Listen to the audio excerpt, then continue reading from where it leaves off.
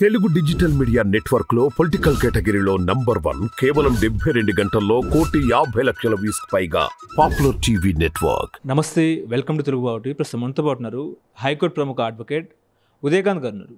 ఎందుకు ఢిల్లీ నుంచి ఈడీ వచ్చి హైదరాబాద్లో శుక్రవారం నాడు కవితను అరెస్ట్ చేసింది? అసలు లిక్కర్ స్కామ్ గురించి అసలు ఏం చెప్తారు మీరు? శుక్రవారం నాడు ఢిల్లీ లిక్కర్ స్కామ్ కేసుకు సంబంధించి కవితను ఈడీ అరెస్ట్ చేయడం జరిగింది. అది ఇప్పుడు తెలంగాణ రాష్ట్రం మొత్తం కూడా అది ఒక సంచలన వార్త కింద ప్రతిరోజు మనం చూస్తూ ఉన్నాం. ముఖ్యంగా దీన్ని గత 2022 నుంచి కూడా ఈ యొక్క వ్యవహారం నడుస్తూనే ఉన్నది. 2023లో కూడా మనం సెవెరల్ ఇంటర్వ్యూస్ చేస్తున్నాము.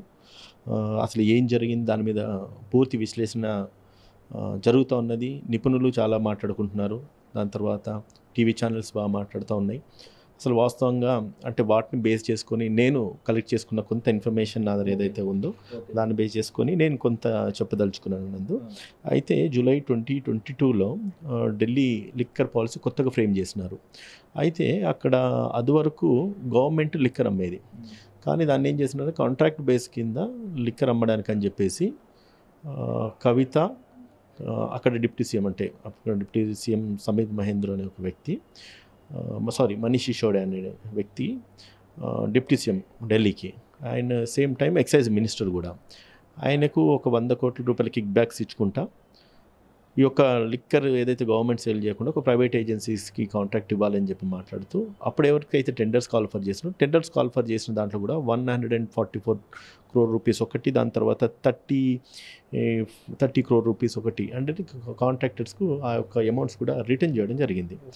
సో ఇది ఎందుకు జరిగిందన్న దాన్ని దృష్టిలో అక్కడ లెఫ్టినెంట్ గవర్నర్ వినయ్ కుమార్ సక్సేనా గారు దీని మీద ఒక ఎంక్వైరీ కండక్ట్ చేయాలని చెప్పి అక్కడ ఢిల్లీ చీఫ్ సెక్రటరీ నరేష్ కుమార్ గారికి ఒకటి ఇన్స్ట్రక్షన్స్ అడగడం జరిగింది. అడిగితే ఆయన ఒక రిపోర్ట్ ఫ్రేమ్ చేసి ఇచ్చినాడు. ఏంటంటే ఈ యొక్క ఢిల్లీ లిక్కర్ స్కామ్కి సంబంధించి ఢిల్లీలో లిక్కర్ ఏదైతే ఉందో ఇదివరకు గవర్నమెంట్ అమ్మేది, కానీ ఇప్పుడు ప్రైవేట్ ఏజెన్సీస్, ప్రైవేట్ కాంట్రాక్టర్స్కి అది అంటే సౌత్ గ్రూప్ వాళ్ళు ఇన్వాల్వ్ అయి ఉన్నారు.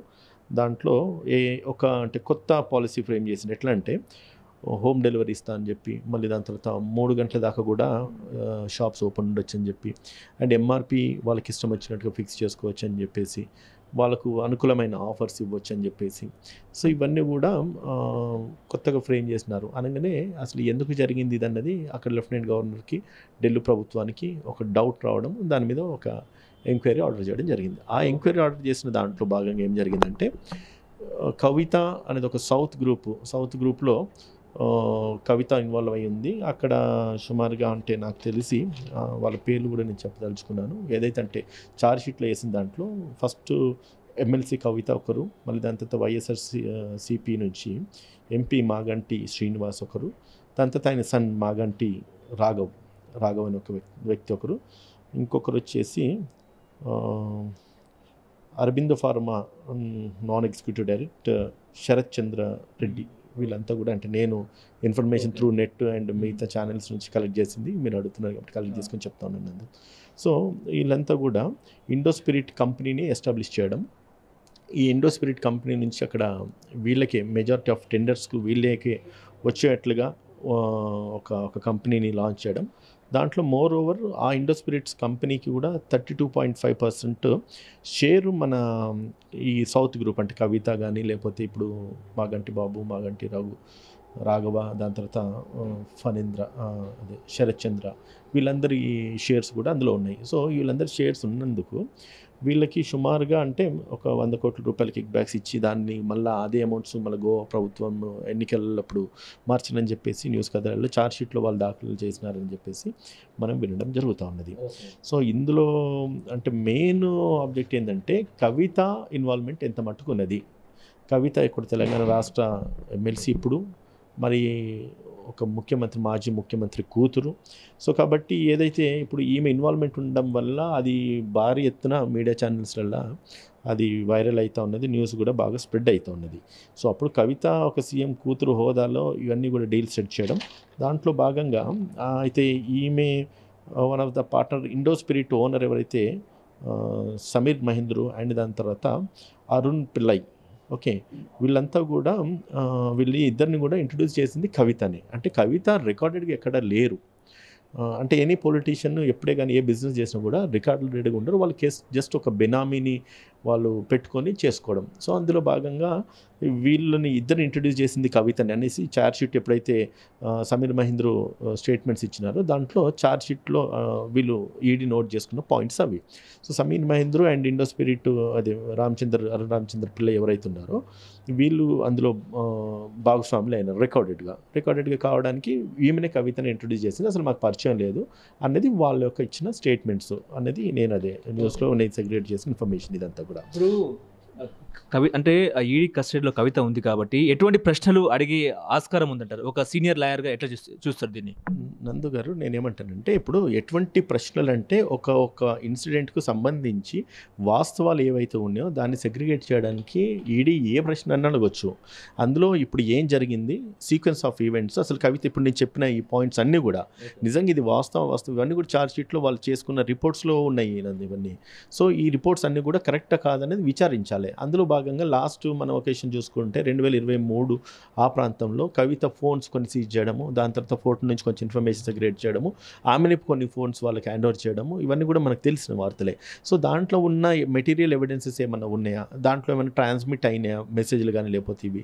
సో ఈమె కవిత ఇన్వాల్వ్మెంట్ ఉందా, ఈ టోటల్ ఈ ఢిల్లీ లెక్కర్ పాలసీ ఏదైతే ఉన్నదో ఇదంతా కూడా కొత్త పాలసీ అయిన ఎందుకు ఫ్రేమ్ చేయాల్సి వచ్చింది, నిజంగా ఈ 100 కోట్ల రూపాయలు అక్కడ డిప్యూటీ సీఎం ఎవరైతే మనీష్ సిసోడియా అనుకున్నాం కదా ఆయనకు మరి అందినయా, ఈ అమౌంట్స్ మరి నిజంగానే అందినాయా అంటే ఒక ప్రభుత్వ హోదాలో ఉన్న తర్వాత వాళ్ళ స్వలాభాల గురించి అని చెప్పేసి కస్టమర్ ఫ్రెండ్లీ కాకుండా బిజినెస్ ఫ్రెండ్లీ కింద ఈ యొక్క బిజినెస్ను ఎస్టాబ్లిష్ చేయడం, వీళ్ళకి సపోర్ట్ చేయడం జరిగింది.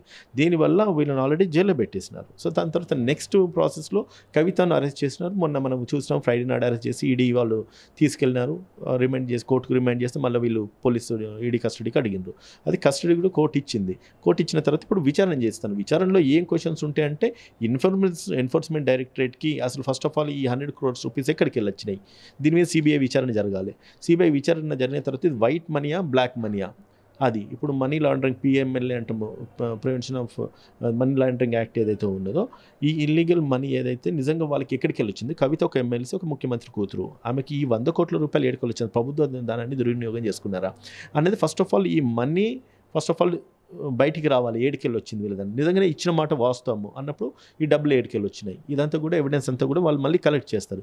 కలెక్ట్ చేసేసి మళ్ళీ దాంతో కోర్టుకు ఛార్జ్ షీట్ వేసి కోర్టు విచారణలో తేలుతుంది నిజంగానే దొంగతనంగా వచ్చిన డబ్బులా లేకపోతే ఇల్లీగల్ మనీ లేకపోతే ఏదైనా వైట్ మనీ ట్రాన్స్ఫర్, అసలు వైట్ మనీ వచ్చిందా లేదా అనే దాన్ని బేస్ చేసుకొని ఆలోచిస్తే ఒకవేళ అట్లా ఏమన్నా వస్తే ఖచ్చితంగా కవితకు శిక్ష పడుతుంది కాబట్టి తను షీల్ బీదే శిక్ష అవుతుంది.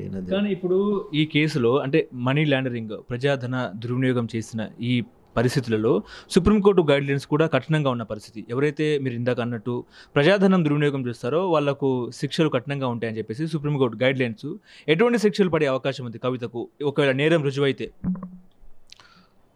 ఒకటి పిఎంఎల్ఏ యాక్ట్ డిఫరెంట్గా ఉంటుంది, ఐపీసీ డిఫరెంట్గా ఉంటుంది, సిఆర్పిసి డిఫరెంట్గా ఉంటుంది. ఒకవేళ అంటే విచారణలో చేసిన తర్వాత మనం పూర్తి గమనించాల్సిన అవసరం ఏముంటుందంటే నందు, ఇప్పుడు ఏ శిక్ష అయినా కూడా చట్ట పరిధిలో ఏ శిక్ష ఉంటుందో ఆ శిక్ష ముమ్మాటికి పడుతుంది. కానీ ఇందులో కవిత రోల్ ఎంత మట్టుకున్నది, కానీ వాళ్ళు రికార్డెడ్గా అఫీషియల్గా ఎక్కడ కూడా ఆమె పేరు ఎక్కడ అంటే రికార్డెడ్గా ఎక్కడ రాలేదు. ఆమె ఎక్కడికి వెళ్ళినా కూడా ధైర్యంగానే వెళ్తూ ఉన్నది. వాళ్ళకి విచారణను ఖచ్చితంగా ఆమె యాక్సెప్ట్ చేస్తుంది, ఎంక్వైరీకి కోఆపరేట్ చేస్తూ ఉన్నది. ఆమె రోల్, తన ప్రామినెన్స్, తన ఇన్వాల్వ్మెంట్ ఎంత ఉన్నదాన్ని బట్టేసి ఆ చట్ట పరిధుల ప్రకారంగానే నిజంగానే ఆమె ఇన్వాల్వ్మెంట్ ఉందంటే కవితకు యాజ్ పర్ పిఎంఎల్ఏ కావచ్చు, లేదంటే కనుక ఎన్ఫోర్స్మెంట్ డైరెక్టరేట్లో ఈడీ మనీ ఎక్కడి నుంచి వచ్చినాయి, దాన్ని ఇల్లీగల్ మనీయా అన్నది సిబిఐ విచారణ చేసి రిపోర్ట్స్ సబ్మిట్ చేసిన తర్వాత కోర్టు శిక్షకు విధిస్తుంది. అంటే ఇందులో బెయిల్ అనేది ఎంత త్వరగా వచ్చే అవకాశం ఉంది, లేకపోతే వస్తుందా రాదా, అసలు ఏంటండి?